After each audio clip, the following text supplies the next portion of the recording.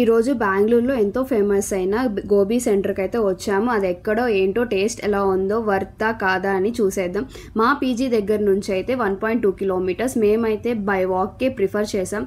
Because ఈ ట్రాఫిక్లో Rapido book చేసిన వేస్ట్ అనమాట.